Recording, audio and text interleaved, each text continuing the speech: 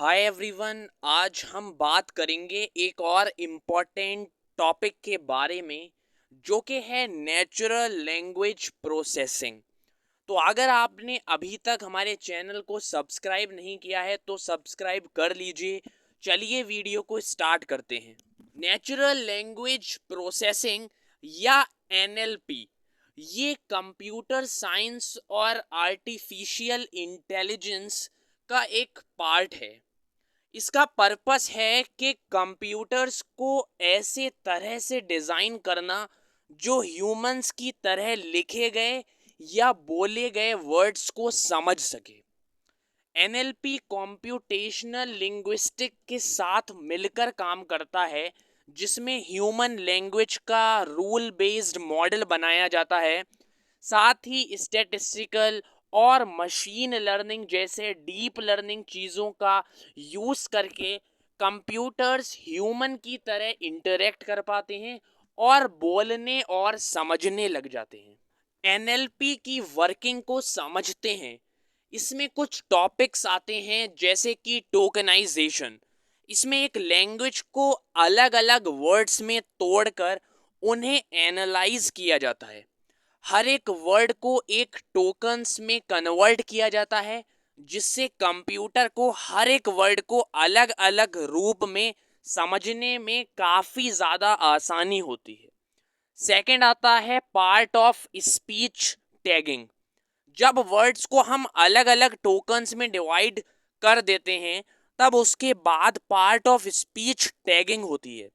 इसमें हर एक वर्ड को उसकी पर्सनल नेचर के बेसिस पर डिवाइड किया जाता है। जैसे फॉर एग्जाम्पल के एक सेंटेंस दिया हुआ है तो उसमें कोई भी चीज़ नाउन है और ये चीज़ वर्ब है या ये कुछ और चीज़ है। तो इस तरीके की जो पर्सनल नेचर होता है, इन चीज़ों पर हम जो पार्ट ऑफ स्पीच टैगिंग है उसमें इन चीज़ों को हम डिवाइड कर देते हैं। थर्ड आता है हमारा syntax and grammar analysis. Language में लिखे गए सेंटेंस की ग्रामर और सेंटेंस फॉर्मेशंस को समझने के लिए एनएलपी सिंटेक्स और ग्रामर एनालिसिस का इस्तेमाल करता है। इससे कंप्यूटर को ये समझने में हेल्प मिलती है कि सेंटेंस का क्या मीनिंग है और वो प्रीवियस या फिर फ्यूचर वाले सेंटेंस से किस तरह से जुड़ा हुआ है। नेक्स्ट आता है सिमेंटिक्स। सिमेंटिक्स लैंग्वेज में प्रेजेंट होने वाले मीनिंग को समझने का सोर्स है। एनएलपी ये समझाता है कि एक वर्ड का मीनिंग उसके कॉन्टेक्स्ट के आधार पर क्या है।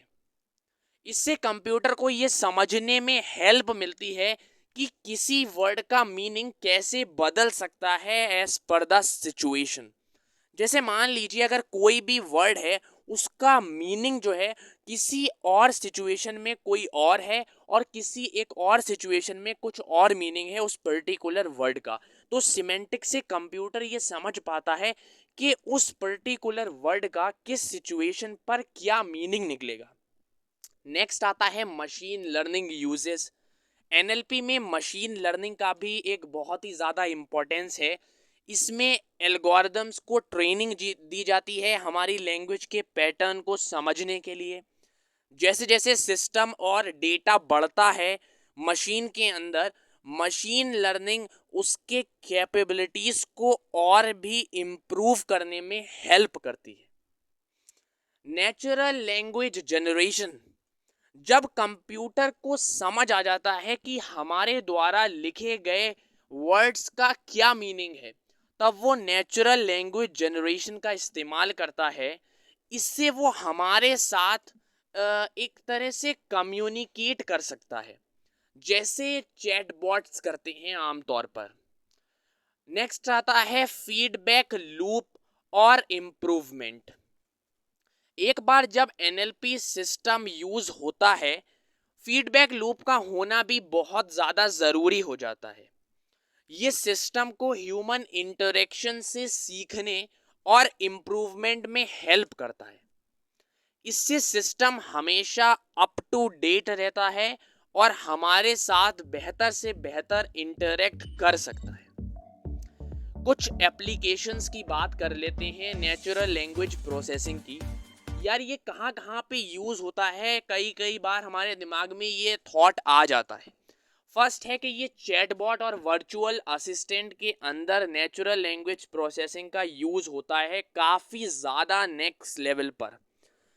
नेक्स्ट है कि ये जैसे गूगल ट्रांसलेट हो गया, उसके अंदर भी नेचुरल लैंग्वेज प्रोसेसिंग का यूज़ होता है ताकि हम एक भाषा को या एक लैंग्वेज को दूसरी लैंग्वेज में कन्वर्ट कर सकें, तो ये एनएलपी की हेल्प से हम कर पाते हैं। नेक्स्ट है ईमेल फिल्टरिंग। जैसे आपको पता होगा कि जो स्पैम ईमेल्स होते हैं तो उनको जो डिटेक्ट करता है वो भी एनएलपी की हेल्प से करता है कि किस टाइप से मैसेज लिखा हुआ है। तो कंप्यूटर या मशीन क्या करती है, उन एल्गोरिदम्स को या उन डेटा को रीड करती है अपन और समझती है कि यार ये इस तरीके से मैसेज लिखा हुआ है, तो ये जो मैसेज लिखा हुआ है ये एक फेक मैसेज है, मतलब ये एक स्पैम मैसेज है या फिर ये एक रियल मैसेज है। तो अगर वो स्पैम मैसेज होता है तो वो उसको फिल्टर आउट करके स्पैम फोल्डर में डाल देती है, और अगर वो एक रियल मैसेज होता है तो वो उसको इनबॉक्स में, यानी कि हमारे जो फ्रंट पेज पर जो आता है उस पर वो उसको कन्वर्ट कर देती है। एनएलपी का इस्तेमाल सर्च इंजन ऑप्टिमाइजेशन एसईओ यानी कि रैंकिंग के लिए भी किया जाता है। इसमें क्या होता है, ये वेबसाइट्स को उनके कंटेंट को ऑप्टिमाइज करने में हेल्प मिलती है। इससे हमारा कंटेंट किसी भी वेबसाइट का फ्रंट पेज पर आने की उसके अंदर कैपेबिलिटीज़ जो हैं वो बढ़ जाती हैं। एसईओ में भी मदद करता है नेचुरल लैंग्वेज प्रोसेसिंग। तो ये कुछ इम्पोर्टेंस थे नेचुरल लैंग्वेज प्रोसेसिंग की और कुछ वर्किंग थी जो मैंने आपको बता दी।